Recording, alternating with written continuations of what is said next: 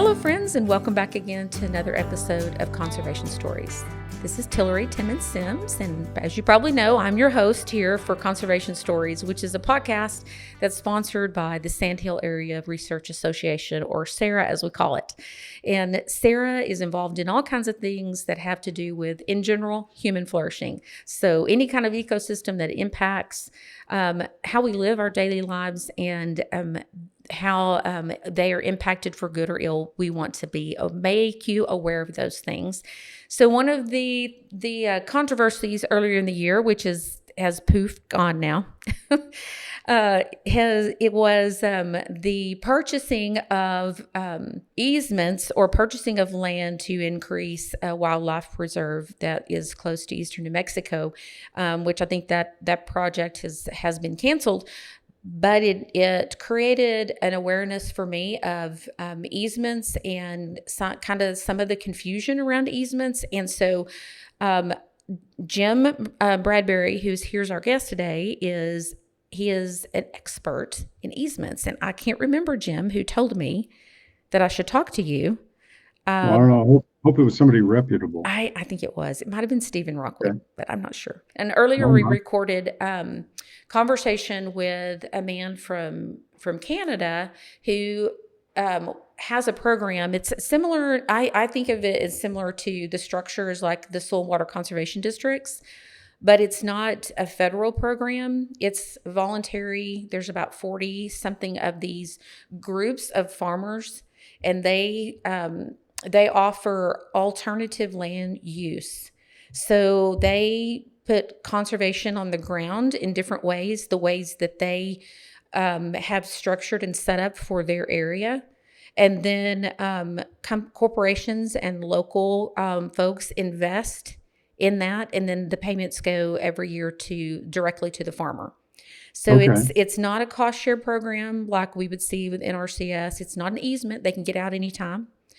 But it's a agreed upon, farmer-led, principle-based conservation that uses their farmland to offset damage being done to the environment in other areas. It's I kind of like the way that. I think that's kind of a fascinating model. it is. It is really, and I think that there's a place for both, and I think it just depends on what your goals are as a landowner. So anyway, so I mentioned I thought it was ironic that we're doing this on the same day because they're really trying to achieve kind of the same kind of goals, but through completely different systems. Yeah, because I mean, what we've all learned over the last, I don't know, 20 years or so is our land provides substantial ecosystem services Mm-hmm. is the phrase, but it does a lot of things for people who don't own the land or who are distant from the land. Cleans our water, provides more water, sustainable environment and community, Mm-hmm. and that has value to people who don't own the land. So a Exactly. voluntary market like Mm-hmm. that to say, look, hey, we recognize you're playing an important role in our world. Let's set up a Mm-hmm. structure where we can compensate you for that and ensure they can economically continue to do it. I mean, Mm-hmm. that's a great model. Yeah, it makes a lot of sense to me. There's some movement towards, paying, like Lacey Vardaman, who started our organization, she gets paid a premium from J. Crew Madewell for per bale. They agree on so many bales Okay. of cotton that they will pay a premium on, whether or not they buy it or someone else buys it. And that's based on her farming practices. So she has a lot of data that she's acquired through the years, through some real robust research on the soil health, microbial life, water infiltration, and water soil holding capacity, and that kind of stuff. And so, but what happens is you have a verifier that's both sides are paying a verifier, at least one verifier, and sometimes Right. you're paying more than one verifier depending on what you're trying to certify. And so this way, this is like, this is more relationship based because you're working directly with a farmer.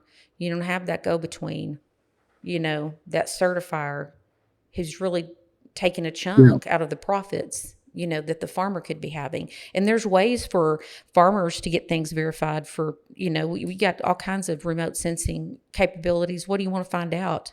We can get that information you want from NASA. What's going to be more secure than getting information from NASA? Right. So yeah, I think it's a great. But isn't it system. fascinating time in agriculture? I think compared to the dark ages when I got out of Texas A&M, to see all the data that's out there, but all the increased focus by the various aspects of the supply chain who are truly interested in what's happening on the ground, opening up additional markets, additional relationships, and improve practices. I think in the last administration there was a push. They did these climate smart grants. Several $1 billion went out to. They really went out to large corporations, and the goal was that the government was subsidizing the corporations to pay the farmer for these, certain practices. My discussion with the people that were in the power at the time was, what happens when that money's not there? There'll still be a can of soup that costs 3 times as much that says regeneratively grown noodle soup or whatever, and so they're still making money because they're still pulling on that label. But when they quit, but then there's nothing to make them continue to pay the farmer, and of course it's like, well, we hope that that the corporations will pick that up and pay for it. I'm like, what? No, I mean, right? That'd be great if they would, but they're only using your money. They're using your money to increase their market, and so it doesn't make any sense just the way it was structured, So I know a lot of those have gone away, and I'm not too sad about some of those because of, some of the places that they went. But it would have been a great opportunity for organizations to come alongside, because you don't see those people still offering that money. And in most cases. Some cases they are, but not all of them. I mean, one of the aspects of all these new relationships and threads opening up is there's an awful lot of, flim-flam type stuff and people who really want to glorify their corporation by saying we're the farmer's friend, when in reality, they're probably not. It just makes a good ad or a good label. Exactly. And that's hard for producers to sort out, who were the genuine and who were not the genuine. Yeah, exactly. Well, and that was one of the things that really pushed us to rebrand and get moving forward, was seeing this is a new potential revenue stream, and there's all of these folks that are trying to figure out how to make money in that stream, inserting themselves into the value stream when, we, as a nonprofit, let's figure out how we can get that straight to the farmer. Without it becoming, big business to get that money to the farmer. Then the giver's money goes a long ways, and then the receiver gets the benefit. So I think that's why this idea of Canada is appealing, for sure. Yeah, well, I do too. And I mean, things always work best when they're local. Because everybody knows each other, and nobody wants to disappoint each other or run out on each other, and that keeps the balance in place there. And that it's rewarding to see, because overall we've gone the opposite direction. We've gotten so distant in our relationships that that's really an encouraging thing. Would love to see more of that in Texas. So easements. The good and the bad. The good, the bad, the ugly. So tell us, how many easements do you normally do in a year? How popular? They're not real popular on our side of the state, on the west side of the state, but how popular are they in other parts of Texas? They're immensely popular, and we're talking about easements. We'll call them conservation easements, because to distinguish them from access easements and other kind of easements. Correct. But a conservation easement, well, it can be done for a term of years. Typically, most of them are perpetual. But yeah, the frequency and familiarity of landowners really, if you look at the whole state, overall is escalated substantially in the last, I'd say, 7 years. We used to do maybe 5 or 6 a year. We're probably doing 13 to 18 a year, and that's a lot. And of course, Yeah. there are many other people who do what I do, but I happen to sit on the board of the state land trust, and so I get to talk to all the land trusts, and all of them Okay. are really in a significant uptick in landowner demand. And there are some reasons for that, but they're becoming increasingly popular for landowners. I think I see more of the need and the reasoning when you live or you've got a farm that's close to, I don't know, New Braunfels or somewhere in the hill country where it's Right? exploding, or somewhere close to Houston or whatever. Where we are, of course, I mean, we have land in Earth, Texas, and I don't think we ever have to worry about urban sprawl. Yeah, true. We don't have to protect our land from urban sprawl. But I can see other, especially as you as your land, as you start running out of water, if you convert back to grassland, I can see some benefits there.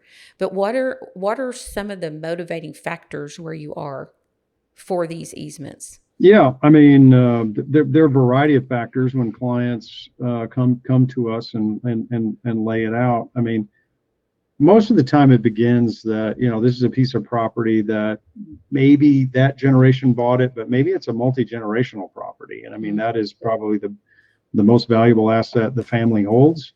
But that's where their heart is. I mean, that's where the family gathers around that piece of property. That's their economic livelihood. And they're looking at all of these forces like fragmentation, estate taxes, very things that could put some tension on that relationship over time.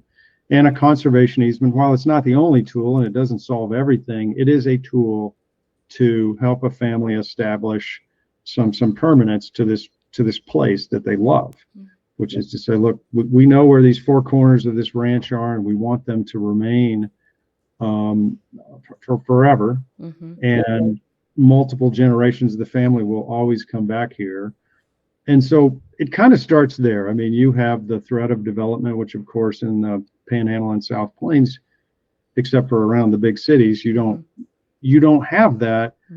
But that's not its primary purpose. I mean, sometimes when you're around there, you're clearly going to prohibit commercial development of the property. But I teach ag law at the A&M Law School. I come from an ag background, and I look at this through those eyes. And it is a tool for working farms and ranches, row crop to grazing animals.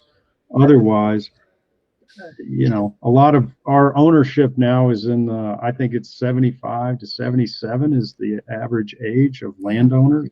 Right. And so they're all looking out there at the horizon thinking, what is this going to be? Yeah. And this is a tool that, allows them to do some planning. And when that person finally passes away, to know, well, I've provided a place for everyone to come back to. Right. Right. Do you ever see, are you at this place where you're working with that second generation? Sure. Oh yeah. And in some cases the third. I mean, making me sound pretty old, but yeah, a lot of easements now are easily on their second generation. I mean, where you were dealing with them, where the parents are gone. They passed away, and you have the second generation, and that is where at times you can see some difficulties. And what I always tell my clients and families, of even though, let's say, mom and dad have the legal rights to grant the easement, I encourage them to say, look, all of your adult children or grandchildren, you need to bring them into this conversation and let them understand why you're doing what you're doing, how important it is to you. That way, when they pass away, it's not just a legal document, that says, well, it's in a conservation easement. They remember that meeting, to say, what a good point. Yeah. And so, and that avoids difficulties and misunderstanding 20 years from now, 30 years from now, when the second or third generation comes on. Because perpetual means forever. Yeah, and I mean that is to a lot of landowners that I talk to who are not familiar with this, that's a very daunting concept because we never talk about Right. anything in perpetuity. Yes. But at the same time, that's its magic. You know, Yeah. there's no other legal tool that we have in our toolbox to ensure a piece of property will remain as it is in perpetuity. Mm-hmm. You can get your kids to promise you, you can put it in the will, you can write a contract, you can do all other sorts of things, but those all things can be changed. A conservation easement is going to ensure that the person who signed that their wishes are maintained in perpetuity. Wow.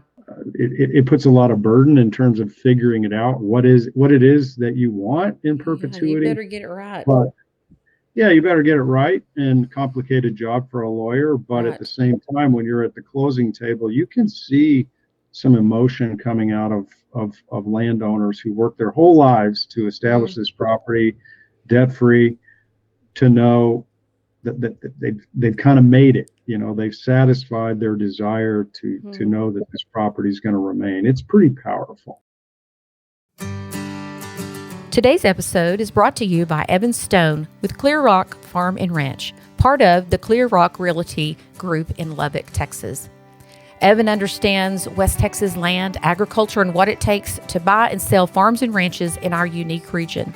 If you're ready to make your next move, trust someone who knows the lay of the land. Visit Evan at clearrockrealty.com, serving Lubbock and the surrounding communities. Clear Rock Farms and Ranch, your partner on the plains. It's a unique tool because I know a lot of us. I mean, like a lot of our retirement is in that land, and so you begin to Absolutely. sometimes like you will liquidate that land so you can go into the nursing home, or what I mean, or your family can take care of you because you need the cash from it. So I can see. Do you see a lot of farmland, or is it mostly ranch land? It's probably, if you add it all up, there's more ranch land, Mm-hmm. but than row crop. But a row crop is easy. We've done those, and we do those. I mean, it's equally qualified Mm-hmm. Mm-hmm. as ranch land, raised range land, and of course there are categories of land that are not neither ranch nor farm. You know, there are a lot of projects that are done along the Gulf Coast that aren't really. They may graze some there, but it's not prime grazing land. Hmm. That it's Okay. done for coastal Coastal reason. resilience. You Okay. know, accepting Mm-hmm. the force of hurricanes and otherwise, and so it does not have to be a true farm or a true ranch in order Okay. to qualify for an easement. So where does the money come from? Well, good question. Several sources. I mean, let me step back a bit. When you do Now, I was this going to say, transaction, might be a good idea for people that don't really know where. Can you just give us a straightforward definition of an easement? yeah, sure. Conservation easement is, it's a legal document, and what you're doing is you've got to have a counterparty. Okay, the Mm-hmm. counterparty typically is a land trust, who are nonprofit entities. We've got over 30 of them in Texas, whose sole purpose is to work with landowners and develop conservation easements, and then they become the holder, right? So you convey these rights to that holder. It doesn't have to be a land trust. It can be a governmental entity. Yeah. That could be a federal estate or a county or even a city. But so you've got two parties to that transaction. And in brief, what you're doing over time is preparing the detail in that instrument that says, look, we are going to convey away certain rights that we have, and we're going to reserve certain rights that we have. And this is going to be recorded, like every easement, at the courthouse. And so it runs with the land. So you're free to sell the property in the future to anybody or pass it on to your kids. But those restrictions that you put in place, they will remain. And then your counterparty's job is to ensure that those restrictions are monitored and enforced for perpetuity, as we Mm-hmm. talked about. Mm-hmm. So that's a very simplistic view, but That's that right. is in essence what we do. You mentioned compensation, and let me Right. explain it. when you do one of these, there are several ways you could be compensated. But first, you have to determine how much. How much am I going to be compensated? Yeah. You get an appraisal as a part of this process, and the appraiser is going to say, look, here's what your property is worth today, market value before it's restricted. Okay. Right. Then they're going to look at the easement and see how many rights are you giving away, how many you're keeping, and they will offer you, the landowner, a number and says, look, if you sign this instrument and convey it, that's worth X. Okay. And that X is the amount of compensation that you are entitled to. Okay. Let's say that's worth $900,000, the X I'm talking about. Here are the ways you might be compensated. One, if you don't receive any cash, if you donate it. So you sign it, you give it to the land trust, then you would be entitled to an income tax deduction for that $900,000. Okay. Because the IRS, these are approved by the IRS. And in fact, in some ways, the IRS code that provides for these provides a lot of the framework for them. But it's a very handsome income tax deduction. There are rules on, you have up to 15 years to use it and how you apply it against your income. But you would receive in that scenario, you don't get any cash, right. But every year when your tax preparer prepares your tax return, you'd be able to take income and not pay taxes on it. Okay. Gotcha. Second one, which is the other end of the continuum, is there might be funds to pay you for this easement for that $900,000 in value. There are several sources that are the prime sources. One, NRCS has a very robust program. That's USDA, where they it's a application-based scoring, and if you're admitted into it, they will pay a portion of that value. Our State Parks and Wildlife Department has a program called the Farm and Ranchland Conservation Program. That's also grant-based application ranking. Right. Okay. And they will, grant funds towards that transaction. And then you have some private foundations that really recognize the value of farm and ranch land.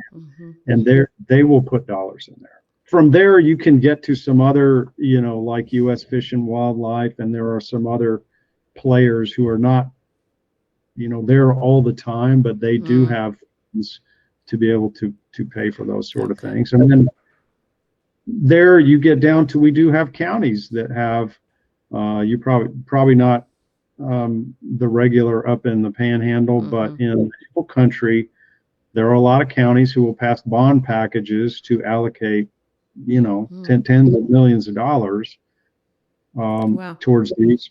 City of San Antonio has spent hundreds of millions of dollars on conservation easements over time that comes out of sales taxes. That is interesting. Like, those will stay in the hands of that owner, but that'll be like green spaces in essence. Sure. I mean, it is. And you remain the owner. You're the fee owner, right. and you do. I mean, San Antonio's program is so big because of aquifer protection. I mean, if you know the Edwards Aquifer down there, it's a rechargeable aquifer, unlike the Ogallala. And so the quality and condition of the landscape where that rainwater goes back into the aquifer is critical. Yeah. So San Antonio has gone way out in the hill country, well beyond San Antonio, cut a deal with landowners that says, look, you continue to ranch, you have a great time out here, you can hunt your property. We just don't want you building parking lots and Dollar Generals and all that kind of stuff on top of all aquifer. Yeah. And so, that's how it works. Yeah. That's interesting. One way I think about what we're talking about here is how, you describe to somebody mineral rights. Like you have a bundle of sticks, right, is what you say on those property rights. So one of those is your water right, and you're selling away all of every right that you have is a stick. So now you have like sun and wind rights that some people will sell off. So, I mean, as many rights as you can think of, landowners want to figure out how they can have as many rights as possible. So you're just selling off a few of those sticks. And you're right to say that this is the reason that this is different than putting it in a will or anything like that is because it's just like if you sold the surface of your land, you wouldn't go back in 10 years or whatever and say, changed my mind. Yeah, I'll take that that's back right. now. Because That's right. it's sold. So what you're doing is just selling rights to your property. So do you ever see people doing easements to help pay for property? Sure. Variety of scenarios. I mean, it's an estate planning tool. I mean, we work with will and trust attorneys who are working with families, that it's a tool that can be used for estate planning. It can, because of that income tax deduction, or if you Right. get a grant from USDA for this money, that's cash that's coming in to your bank account. We see families using that cash to help operate the property, to put it in an endowment. Likewise, they can take that money and say, look, the 300 acres we've been wanting to buy over there for many years, now we have that money. So we can expand our base to do that. Right. I've likewise seen it used by elderly parents pass away. You've got two siblings, one lives in the city, one wants to stay on the ranch, and they have to figure out, how are we going to separate that? And this transaction oftentimes can be a tool for that. I've dealt with siblings that, Right. one doesn't care about the property and one really does, but doesn't have the money without selling the property to compensate a sibling. This is a technique that would allow you to use cash or tax deduction or some combination of the two to compensate that sibling who wants to live in Dallas versus, Muleshoe. Out here on the Texas plains, water is everything, and there's a resource that's as vital as it is fragile: our playa lakes. These lakes are nature's reservoir, catching rainwater to recharge our aquifer and provide lifelines for wildlife. But now they need our help. In collaboration with the Texas Playa Lakes Conservation Initiative and the Cargill Global Water Challenge, Sarah has started the Our Legacy is Tomorrow's Water initiative to inspire and work with landowners to restore and protect our playa lakes. Each playa we save helps secure a sustainable water future for the generations that will be coming after us. Whether it's improving soil health, restoring habitats, or recharging groundwater, we are committed to making a difference. Together, we can build a legacy that we can all be proud of. To learn how you can join in, visit the Playa Lakes Restoration Initiative page on the Sarah website. Let's keep Texas water flowing strong for the future. Visit sarah-conservation.com. Reasons that people are, I don't use the word afraid, but that might actually be the best word, but have a strong dislike for easements. Not only do they not want an easement on their property, they don't want you to get one on your property either. Where does that come from? Where is this whole kind of nuance around that? What are these bad feelings that people have about these? I mean, what are these stories that they've heard or rumors or whatever? Or maybe it's some truth to it, like things that they are worried about happening. Yeah, well, let me put those in two different buckets because I think there are two different answers. One, landowners, which I frequently go out and talk to groups of landowners who, most of them, when they show up, they don't know anything about. They may have heard the word, but they don't. Yeah. There is necessary apprehension that comes with landowners because, one, this is new to them. And while it is not that complex, it's very different.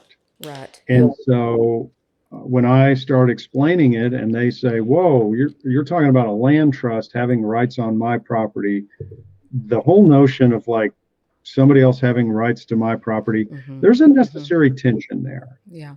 And so if I talk to a room full of 50 landowners, I would expect 10 to 15% of them may come away intrigued with this. The others say, well, that was interesting, but that's not for me.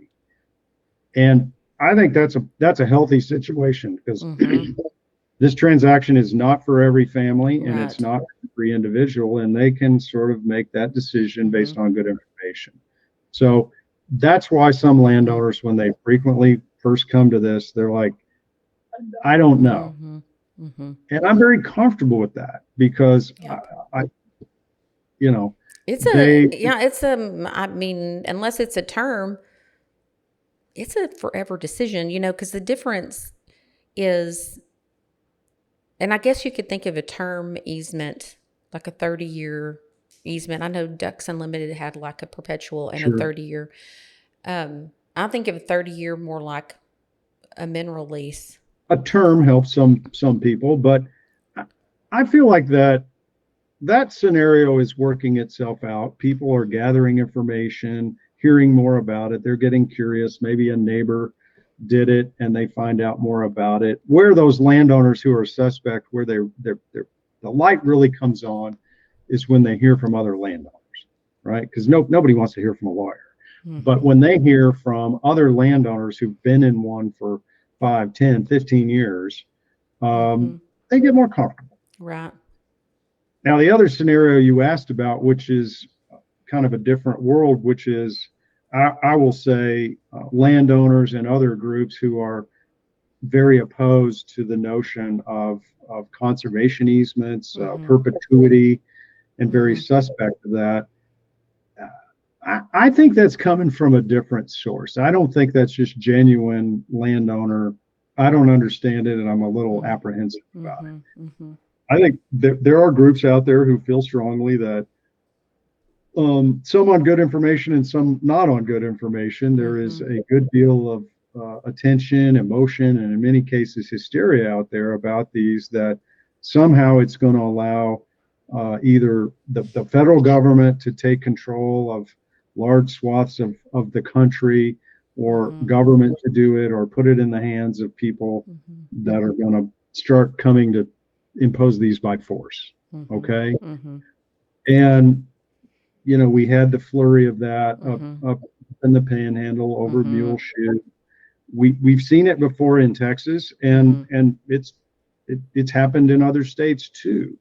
Mm-hmm. Through the Midwest, the Mountain West has had Mm-hmm. a number of those kind of Mm-hmm. things, and you know the catchphrase is 30 by 30. That Right. Yeah. nobody understood it. I didn't understand it. I tried to find out from the federal government, what did that mean? Well, my view is it was somebody's idea of a neat thing to have an aspiration to, but that has been, it's taken on a life of its own. Right. So Mm-hmm. I have been places in Texas and talked to good folks, Mm-hmm. explained everything I typically explain, and they look me straight in the eye and say, well, isn't this how the federal government's going to take my groundwater? And I have to tell them that no, that's not what's going to happen. I liken it to when the hemp industry came around. I was involved in that. And the people that made money were the people that went around and taught classes about something they didn't know. you Yeah. know? And then if there was ever any kind of controversy, we're gonna make a big deal out of it because you get people scared, and so there was a lot of similarity there. And I think some people made some good money off of, maybe they made the salary for the year off of, some of that, some of those meetings and things that happened. And it's unfortunate because I hate to see people, manipulated and not, given basic information, no emotions attached. When we attach emotion to information that we give, we are anticipating somebody that's not smart enough to make their own decision. Yeah, that's true, and it's unfortunate, and when it's put upon busy people. Right. But I have a little phrase that I tell my law students. I've told my own kids and anybody else that'll listen, and that is, everybody you talk to is either selling or they're telling, and it is your responsibility to figure out which is happening. Okay. Because if somebody's telling you something, they're informing you, they're answering your questions. They Yeah. they don't have an agenda. Right. But if they're selling you something, and Right. Oh, if wow. you need to think about, if you're Mm-hmm. under a tent and somebody's up there on the stage and all that, Mm-hmm. ask yourself, is this person selling or are they telling? And Good. That is such a great way to say that. And boy, and it's so true. And it's a very simple, easy thing to remember. Those it two is. words. And we all in Mm. uh, farmer, rancher, high school student, or somebody who's 80 years old, I mean, it's a daily job. You got to do your homework. You got to answer Yes. the questions. You got to be prepared to challenge the things that are being told to you. I mean, that's Mm-hmm. just a necessary skill. We Mm-hmm. all think, oh, wow, I wish we'd go back to the old days where everybody was honest. Well, that wasn't the case, No. right? Mm-mm. That wasn't the case. And so we still have that job to figure out what's right and what's Mm-hmm. wrong, and doing our homework. Yeah, exactly. Reminds me of the musical Music Man. Yeah, right. Comes into town, and it seems like he's doing everybody a favor. you know. I mean, it's always been the case. Mark Twain and Huckleberry Finn, Yes, you have those exactly. characters, and Yes. they're there for a reason. Yeah, they've always been around. And it's funny now that like as much of snake oil as it's the information has become snake oil. Yeah, right, right. Because And it's like even selling, I'm selling an agenda. So, yeah, well, it's there are those interesting. players that all of us, I think we have to admit we're a little guilty of. We've all become accustomed Mm-hmm. to, like, well, we can, in the old days, you physically changed the channel on the TV to find what you wanted. Now you don't even have to do that. And No, it's not just the TV. I mean, it's everything. internet, your phone, and everything. And we want to watch what we want to watch, and we Mm-hmm. watch things that make us feel comfortable. And Yeah. at times, that's not the best strategy, right? That can lead No. you to places maybe you don't want to Mm-hmm. be. Yeah. Echo chamber. Yeah. We all get in that where we're around. Nobody's challenging anything that we are thinking, and we don't hear anything that challenges what we want to be true. Yeah. It's an interesting time we live in, for sure. It is, Yep. but I tell my law students it's a great time to be a lawyer, and I mean, it can be disconcerting, but at the Mm. same time, we've never had a greater need for Mm-hmm. people who are willing to figure out this complex world that we have, and sort it out and convey it to others. Mm-hmm. That is extremely valuable. No, it's true. It really is true. There's a lot of things like that are happening. My husband and I have um, a land and mineral management company. So we've got Oh, good. several landmen that work for us, but it's new territory. Things are changing.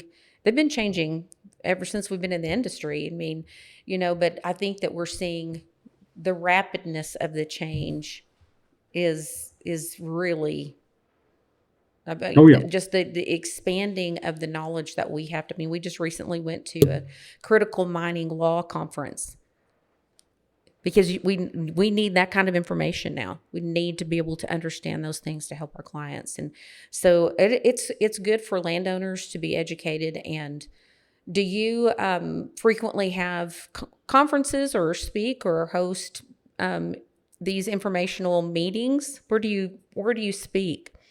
I do a lot of speaking because I enjoy it, Mm-hmm. and so but our firm doesn't host any of those things. We go to invited things. We've done a lot with AgriLife, Mm-hmm. and those could be one county or multiple county landowner meetings, to more statewide Mm-hmm. meetings in the ag sphere. Frequently go and speak to trade associations in the ag world. That like cattle Mm-hmm. raisers may have a conference that I get invited to go. I'm going down in 2 weeks to speak on water law to Mm. a group of cities. I mean, it's Mm. all the Okay. cities in the state are wanting to understand a little bit about what's going on with water law. So you do that, and there are plenty of opportunities out there to go and Right. speak. Right. Doing a Yeah. webinar Tuesday for landowners way out in West Texas around Val Verde County Mm. and the Delaware River who want to understand a little bit more Mm-hmm. about conservation easements. So Yeah. So anyway, are you doing any work in produced water? A little bit, yes. Yeah. Have been filed a brief in the cactus case Okay. for a party, and have followed that very closely. Yes. And just finished a podcast with Tiffany Lashmit Oh, on that. yeah. So we Mm-hmm. sort of fleshed out a lot of those issues. Mm-hmm. But boy, as you know, if you're in mineral management, I mean, that's a story we're just getting started on. Yeah. We have a long ways to go on that. Hmm. We really do. But we are, of course, we're, an ag community right on the edge of all that water that's being just shoved down into the earth. And we're like, God, we need that water. we, Right, right. we got to figure this out because we Well, need that water. technology has delivered us, Yes. some good opportunities Mm-hmm. um, to Well, and we produce. know we've got a Clean Water Act where we know what we have to what clean water looks like. Right. And so it's not like there's not some guidelines out there. But even besides not even drinking water, I mean there's some baseline things that could be used for that would be so beneficial. So I didn't realize that you were a water law person also. I Just do. I love water. I love is water. that is going to be to me it's going to be more valuable than oil at some point. I think it already is. I think it Nah, already. we've already Yeah. crossed over. Okay. Yeah. I Yeah. think so. Well, I appreciate your information and being willing to share it with us, Sure. and I hope that people will think about it. Something that is happening here, rather than easements. I visited with a third person in like a 3-county area that's wanting to put part of their farm into research because there's so many Very changes that good. are happening now, and so we've got one one that's already in Cochran County, and then one that a guy is hoping to raise funds for some family land in Terry County, and then another one in Lamb. Wow. That's wonderful. So yeah, so that is something, and I know that like there's been a little bit of a struggle, getting those things figured out. So that's an area of how do we make certain that we've got enough time here if we've got a 10-year, because these are ag research. These aren't things that you're gonna do them Right. over a decade, and so how do we make certain that this continues to move forward and doesn't get stopped after 2 or 3 years or 7 years when we need it to go 10. So those are some interesting things I think that are happening. I think we'll see more of that on the high plains because a lot of folks are they're at that 77-year-old. They want to leave some kind of legacy behind, and I think that's a great way for them to be able to do that. They do, and I mean we have to continue that because Mm-hmm. the successes that we enjoy now are a product of research that our forefathers did Exactly. decades ago. And it gives us better practices. It enhances Mm-hmm. technology, lets the private sector assist us because we're all going to have to do more with less in the future, and Mm-hmm. that research and technology is what's going to let us do it. Yes, exactly. Exactly. Well, thanks again. I appreciate it. And You're before we go, let me ask you, who is someone you think our listeners should know about? probably a long list, but you don't have that kind of time. But I will give you the name of Wendell Berry. I Oh, don't know if you're familiar I with love Wendell it. Berry. Yeah, Yes. I mean, I my law class starts in January, and the first class is a broad overview of agriculture and all those. And I ask them to read a couple of essays from Wendell Berry because Oh, I think he just turned 91 the other day, he did. He just or had a birthday. yeah. Yeah. But if you're into agriculture in any element, that's Mm-hmm. who I would point someone to. And like all good writers, you can take away what you want from that writer, but he really will He'll test your challenge you. mind. He He will. will. He Yeah. will. It's a I remember. I mean, it's I'm trying to remember the name of the book. Is it? Oh, I can't remember. Anyway, he wrote it like in maybe the late '80s, mid to late '80s, and I have been reading it slowly but he's predicting things that are going to happen that we are absolutely Yeah. seeing right now. Well, for sure. Absolutely. And it's so fascinating to me. And he has a center there in Kentucky, Right. and I have a good friend that lives in that area and who knows him and his family, and I've always been threatening to come up there so I can get his autograph. So that's my one suggestion I love today, it. that I love it. we should all read 10 pages a week from Exactly. Wendell. Of I Wendellberry. think we'd be smarter, but we'd probably be Yeah. happier. Yep. He was a poor country boy. Yeah. Brilliant man. So anyway, well, thank you again. And friends, Great. Nice to join you. Thanks for thank doing you. what you're doing. Well, we enjoy it. And friends, thanks for joining us again for another episode of Conservation Stories. And we look forward to having you join us back again for the next episode. Thanks.